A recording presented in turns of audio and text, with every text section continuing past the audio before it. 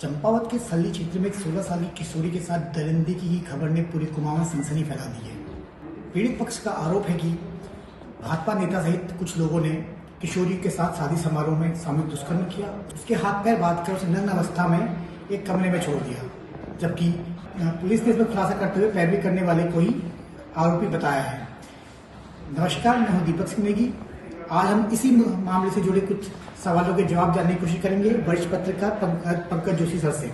Sir नमस्कार। नमस्कार sir, आप पुलिस के खुलासे को किस तरह देखते हैं? चंपावत में पुलिस ने तेजी दिखाते हुए खुलासे का दावा किया है।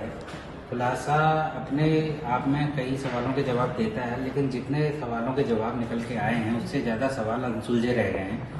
जैसे क्राइम सीन पुलिस ने पूरी तरह से स्पष्ट नहीं किया है। उन्होंने अपनी एक कहानी बताई है जो घटना को नकारती हुई ज़्यादा महसूस होती है। सर, ऐसे कौन कौन से सवाल हैं जिनके जवाब अभी भी मिलना बाकी लग रहे हैं? देखिए, ये पूरी तरह से बालिका की गरिमा से जुड़ा अपराध है और इस मामले में आरोपी कौन है इससे ज़्यादा ये इम्पोर्टेंट हो जाता है कि उस बालिका के साथ क्या नाइंसाफ़ी हुई और उनके जवाब पुलिस को देने होंगे। पुलिस किसी भी व्यक्ति को आरोपी लेकर के कोर्ट में जाएगी तो कोर्ट में उसे उन चीज़ों को इस्टेब्लिश करना पड़ेगा। तो ऐसे सवाल जो 2-3 महत्वपूर्ण उठते हैं, उस बालिका के साथ उस दिन क्या हुआ, इसको पुलिस अपनी थ्योरी में कहीं बताती हुई नहीं दिखती है। उसके अलावा जिन लोगों को आरोपी प्रथम दृष्टया उसके पिताजी ने बताया, उन लोगों के उस वक्त क्या उनकी लोकेशन थी या वो कैसे इस घटना से बाहर हैं, पुलिस उसके केवल टेक्निकल जांच ये शब्द कहते हुए बचती है और कहती है कि मामले की जांच जारी है। जहां भी सवाल पूछे जाते हैं, जहां भी पुलिस फंसती है, वहां पुलिस कहती है कि जांच जारी है। तो ये सवाल उठता है कि क्या कोर्ट में ये विवेचना टिक पाएगी या अभी पुलिस को बहुत कुछ करना बाकी है। सर, सोशल मीडिया पे कई फोटोज वायरल हो रही है, व्हाट्सएप पे भी चल रही है, फेसबुक भी चल रही है, जिसमें एक लड़की के पैर बंधे हुए दिखाए गए हैं और कहा भी गया है कि लड़की नग्न अवस्था में मिली थी। तो क्या पुलिस ने इस पर कोई अपना स्पष्ट रुख दिया है? पुलिस ने जो खुलासे किए हैं वो अपनी ओर से तो बहुत कुछ कहने की कोशिश कर रहे हैं, लेकिन पुलिस ने इस बात का कोई जवाब नहीं दिया कि जो फोटो सोशल मीडिया पर आ रही हैं, जो सबूत या जो दावे सोशल मीडिया पे आ रहे हैं, उनका खंडन के लिए, उनके नकारने के लिए क्या पुलिस के पास कोई ठोस सबूत हैं? इन सब पे पुलिस कहती है कि जांच जारी है। तो ये सवाल खड़े करता है कि कड़ियाँ एक दूसरे से जुड़ नहीं रही हैं, जो कि क्राइम सीन को जोड़ने के लिए बहुत ज़रूरी है। कड़ियाँ एक दूसरे से जुड़ें और एक दूसरे का सपोर्ट करती हुई सामने आए।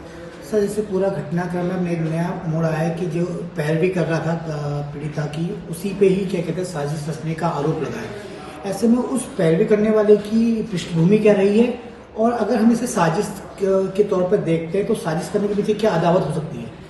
देखिए, पुलिस की थ्योरी पे शक भी हम क्यों करें। पुलिस की थ्योरी अपनी जगह सही हो सकती है और गलत भी हो सकती है, दोनों पहलू हो सकते हैं। पर जिस व्यक्ति को, कमल रावत को पैरवी करने वाले को पुलिस ने आरोपी बताया है, उस व्यक्ति का बैकग्राउंड पीड़िता के फेवर में रहा है। उसने पहले उसके पिता का इलाज कराया है, वो उसके परिवार का मददगार रहा है और अब ये सामने आ रहा है कि ये सब साजिश के तहत हुआ। उसने उसका भोलेपन का फ़ायदा उठाया या उससे करीबी का फ़ायदा उठाया। तो ये बातें पुलिस को कोर्ट में साबित करनी होंगी, बजाय कि मीडिया के सामने कुछ चंद सवालों को, चंद चीज़ों को उलझा करके रखने के बजाय। पर इस बारे में सबसे इम्पोर्टेंट बात यह है कि जो आरोपी पहले पीड़िता की ओर से या पीड़िता के पिता की ओर से लिखित रूप में बताए गए, उनको भी जांच के दायरे में होना चाहिए और उनकी जो लोकेशन है उस दिन क्या थी, पुलिस को ये भी जाहिर करना चाहिए, बजाय कि पूरा का पूरा ये साबित करने की कोशिश करना कि जो एक कोई आरोपियों में से अतिरिक्त व्यक्ति जो पहले की परिवार के बताए लोगों में नहीं था, वो आरोपी है। ये साबित करने की कोशिश के बजाय उन लोगों को भी जिनको लिखित तौर पे आरोपी बताया गया, वो उस दिन कहाँ थे, उनकी कॉल डिटेल रिपोर्ट क्या है, ये साबित करना पुलिस को, ये भी जनता के सामने लाना चाहिए। सर, अगर हम पुलिस की कहानी को, पुलिस की थ्योरी को अगर हम सही मान लेते हैं तो इस घटना को आप उत्तराखंड के जो ताना बाना है उसके लिए कितना खतरनाक मानते हैं? देखिए, दोनों ही पहलुओं में, चाहे वो बालिका के साथ दरिंदगी हुई हो या ये साजिश हुई हो, दोनों ही पहलुओं में ये उत्तराखंड के देवभूमि के नेचर से, यहाँ की सामाजिक ताने बाने से इससे कहीं जुड़ता नहीं है। ऐसी घटनाएं बहुत रेयर हैं। अगर हम अंकिता मामला या हल्द्वानी में एक बालिका के साथ कुछ साल पहले जो हुआ था, इन सब मामलों को देखें तो इसमें सामने ये आता है कि जब ये मामले कोर्ट में जाते हैं तो पुलिस की थ्योरी की धज्जियां हो जाती हैं। जिस मामले में हल्द्वानी में बालिका के साथ जो कुछ हुआ वो मामला सुप्रीम कोर्ट तक गया और अंततः ये पता नहीं चला कि आरोपी कौन है। जो भी आरोपी है उसको पुलिस की थ्योरी के हिसाब से कोर्ट संदेह का लाभ देके बरी कर देती है। तो फिर कोई तो उस बच्ची का गुनहगार होगा। ऐसे ही मामला अंकिता वाले मामले में भी है, जो जिन लोगों के बड़े लोगों के नाम आए उनका अंततः कुछ हुआ नहीं। तो जो आपका प्रश्न है कि ये उत्तराखंड के ताने बाने के लिए इसलिए खतरनाक है कि अगर कोई पीड़ित है तो उस पीड़ित को क्या इंसाफ पुलिस दिला पा रही है, या पुलिस सिर्फ अपनी नौकरी करते हुए केवल खुलासे का एक कहानी बताती है जो कोर्ट में जाकर गिर जाती है। धन्यवाद सर।